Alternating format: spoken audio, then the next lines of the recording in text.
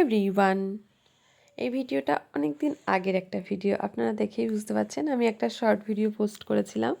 তো এটা আমাদের অ্যানিভার্সারির দিনের ভিডিও, আগের বছরের ভিডিও। যেহেতু ওটা 2024-এ হয়ে গেছে ডিসেম্বরের, আর এখন তো 2025।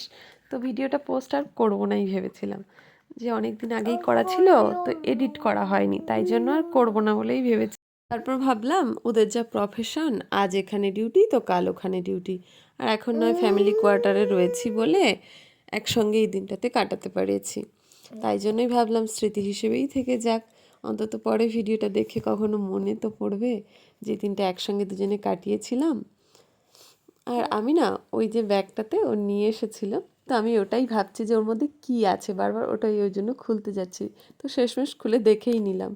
এই যে আমি সারাক্ষণ খালি পায়ে হেঁটে বেড়াই আর আমার ঠান্ডা লাগে, তাই জন্য ও নিয়ে এসেছিলো আমার জন্য। এরকম এই যেগুলো কিনতে পাওয়া যায় না, বাড়িতে সবসময় পরে হাঁটাও যায় আর ঠান্ডাও লাগে না, ঠান্ডার দিনে বেশ ভালোই আর কি লাগে। আর এই যে দেখতে পাচ্ছেন যে নেকলেসটা, এই যে নেকলেসটা না, আগেকার দিনে যে সাবেকি নেকলেসগুলো হতো, যেগুলো আর কি সবাই বিয়েতে গোল্ডের নিত আর কি। তো আগেকার দিনে এগুলো গোল্ডের খুবই প্রচলন ছিল, আর এখন এইগুলোই ফের ট্রেন্ডিংয়ে উঠেছে। তো এগুলো না গোল্ড প্লেটেড পাওয়া যাচ্ছে, তো তাই জন্যই আর কি আমিও একটা অর্ডার করে নিয়েছিলাম। আর আমার সাবেকি ডিজাইন ভীষণ পছন্দ, আর এটা ভীষণ সুন্দর ছিল। আমাকে কেমন লাগছিল কমেন্টে জানাবেন কিন্তু। এই যে ভিডিওটা এডিট করে টাইম মতো দিতে পারি না, তার এই একটাই কারণ। ব্যাকগ্রাউন্ডে শুনতে পাচ্ছেন নিশ্চয়ই আমার ছেলে কেমন করে আওয়াজ করছে।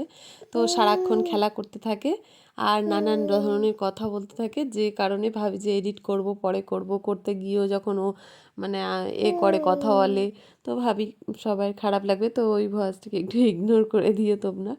তো যাই হোক, ও এমনই করতে থাকে সারাক্ষণ, দুষ্টুমি বদমাইশি। আসলে বাচ্চা তো, ও তো এগুলোই করবে। আর এই যে দেখতে পাচ্ছেন সারাক্ষণ আমাকে খাওয়াতে থাকছে। এটা ক্যামেরার সামনে বলে না, ক্যামেরার পিছনেও সারাক্ষণ আর কি। ও যদি বাড়িতে থাকে তো সারাক্ষণ কিছু না কিছু গালে দিতে থাকে। আর এই যে ভিডিওটা দেখতে পাচ্ছেন না, এটা আগের দিন রাত 12টার পরে ও বাড়িতে আসছিল। তো সেই সময় আর কি প্রচণ্ড ডিউটির চাপ ছিল, আর রাত 12টার পরে বাড়িতে আসছিল। আমি ভাবলাম ওকে সারপ্রাইজ দেবো বলে একটা রেড কালারের শাড়ি পরে দাঁড়িয়েছিলাম দরজার পিছনে। জাস্ট ওর গাড়ির আওয়াজটা পেয়ে আমি লকটা খুলে দিয়ে এই পিছনের দরজাটার পিছনে এসে লুকিয়েছিলাম।